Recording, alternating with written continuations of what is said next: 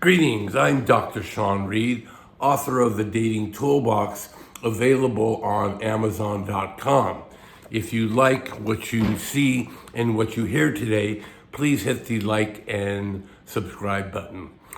Okay, so my program is a system of selecting the right woman, and eventually my goal, for me personally, was to find a wife. And my assumption is that many of you want to do the same, or if you don't want to find a wife, you want to find a beautiful high quality woman for a long-term relationship. So today I want to talk about the type of women you want to avoid if you want to have a healthy long-term relationship. There are 5 types of women you want to avoid. This is predicated on the fact that really only about 1 out of, or maybe 1 in 3 or 1 in 4 women under in our modern culture, our modern society, only about 1 in 4 women are going to be the type that you can have a successful marriage with. So my system is all about selecting that woman. So I just want to go over some of the types of women you want to avoid if you want to finally get yourself a high quality woman.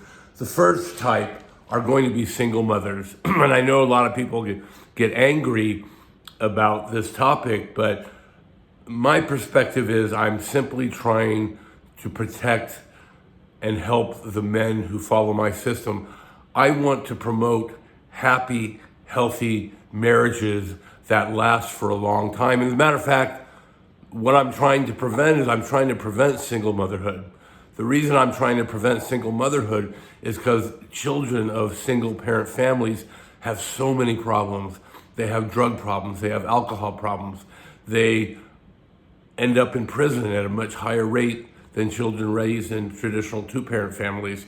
They have much higher levels of mental illness, much lower levels of academic achievement, much lower levels of career achievement, and they're also likely to produce broken families of their own. So while I have tremendous sympathy for the children of single parent families, I was one myself, and because of that I developed lots of problems, drug and alcohol and other problems.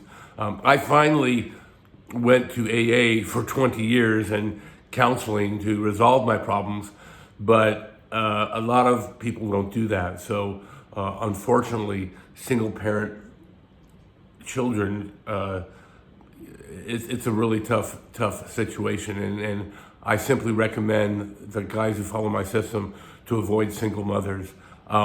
You're going to have maximum responsibility. You're going to be responsible for this child, yet you won't have authority. The child is going to view you as not his or her father. So on one hand, you're going to be responsible for providing and structuring this child's life.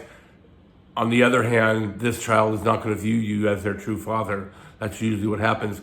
And worse, the woman can leave at any time and take that child out of your life, and you will never see that child again. So, I think I always like to put it this way. If she couldn't make things work with the father of her children, what makes you think it's going to work with you? So I want you to avoid single mothers. I'm very sorry, but that's just a wise choice. Okay, next, I want to talk about feminists. And let's talk a little bit about, I want you to avoid feminists as well. Here's why.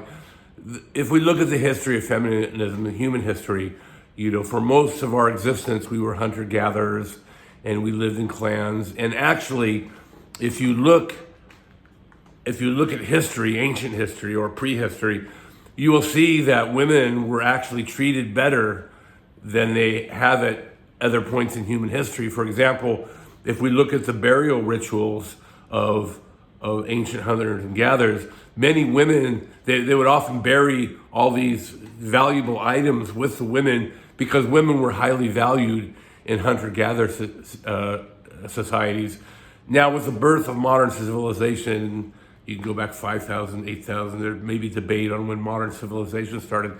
But with the creation of modern civilization, that's when you really started to get a lot of discrimination against women, and it was terrible.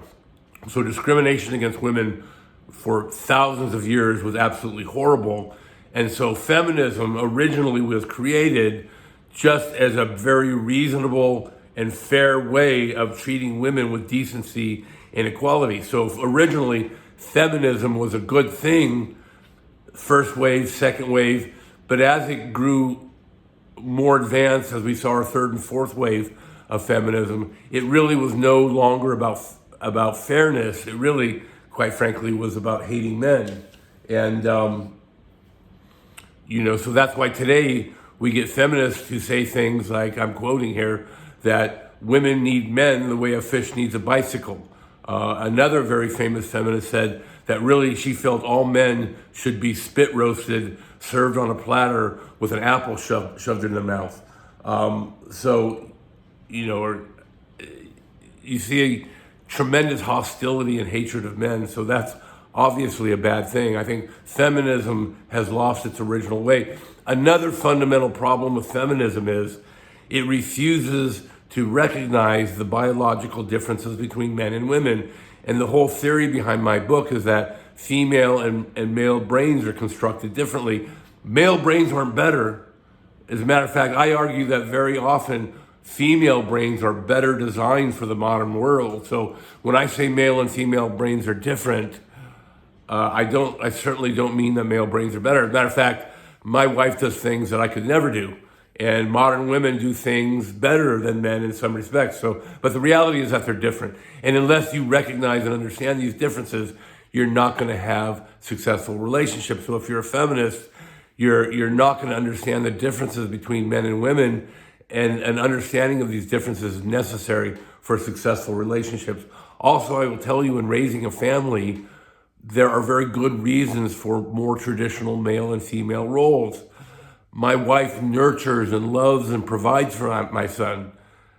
On the other hand, I set boundaries and structure and goals for my son. A good example is my son was getting C's in math, and my wife hid this fact from me because she knew I would hit the roof when I found out my son was getting C's. And of course I did. After a year, I finally started, I would often ask, how were his grades? And my wife would lie to me and say, he's getting A's and B's. And then I finally found out he was getting C's in math. So I step in and I provide goals and structures. My son was also very, very much overweight for much of his life, and that was just a product of my wife's love and nurturing for him. She would constantly feed him, and I'm the one who got him into sports, and today he's a very high-level successful wrestler who has to watch his weight, and even though he's a big kid, he's nearly 200 pounds, he's very fit. And so these differences between men and women are very essential when it comes to raising children. So really, feminists are going to provide a structural environment that's really not well suited to the raising of children. And a lot of what my whole program is about is starting strong families and raising children. Okay, another type of person you want to avoid, and this is another tough one. You want women that come from good families, so you want to avoid women that come from broken homes. And this is, I know, sounds awful. I personally come from a broken home, but I had 20 years of AAA therapy, and I had I'm critical of psychology when it comes to relationship, but when it comes to looking at your own problems and fixing yourself, it's very good. So I went through decades of self-improvement to overcome the fact that I had a broken childhood. And unless a woman has done this, she's not going to be suitable for marriage. So the first thing you want to look for is a woman from a good, solid, two-parent family.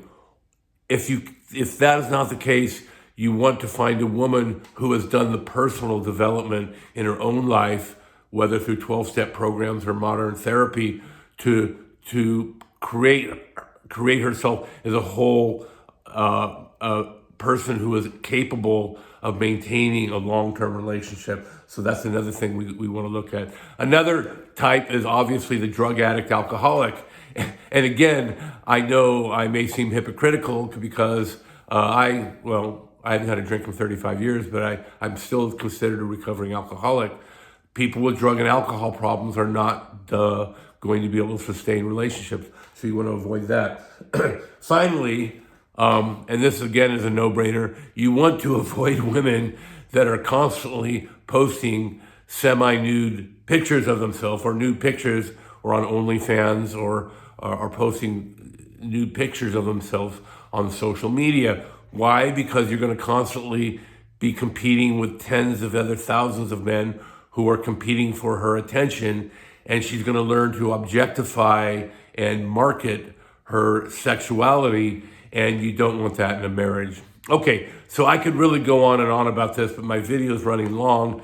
It's getting close to 11 minutes, and I need to cut this short. So you want to avoid 5 types of women in your dating and relation. If you want to be serious about relationships, you want to avoid 5 types of women.